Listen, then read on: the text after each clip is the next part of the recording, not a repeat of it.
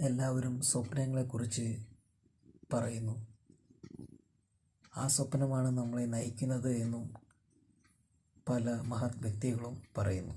എന്നാൽ നമ്മൾ നമ്മളുടെ സ്വപ്നങ്ങളെ തേടി ഒരു യാത്ര തിരിക്കുക. ആ യാത്ര എത്ര കഠിനകരമായാലും അത് എത്തിപ്പെടുവാനായി നമ്മൾക്ക് സാധിക്കും എന്ന നിശ്ചയദാർഢ്യവും കഠിനാധ്വാനവും ഉണ്ടെങ്കിൽ ഏതു പ്രതിസന്ധിയിലും നിങ്ങൾക്ക് ആ ലക്ഷ്യം നേടുവാൻ സാധിക്കും എന്നും നമ്മൾ ആ പ്രയത്നത്തിന് വേണ്ടി ആത്മാർത്ഥമായി ഹാർഡ് വർക്ക് ചെയ്യുകയാണെങ്കിൽ ആ സ്വപ്നം നമ്മളുടെ എത്ര അകലെയാണെങ്കിലും അത് നമ്മുടെ കയ്യിൽ വന്നു ചേരും.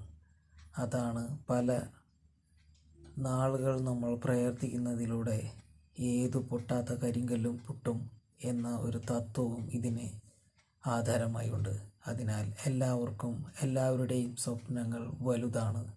അത് നേടുവാനായി കഠിനാധ്വാനം ചെയ്യുക, മറക്കാതിരിക്കുക സ്വപ്നങ്ങളെക്കുറിച്ച്.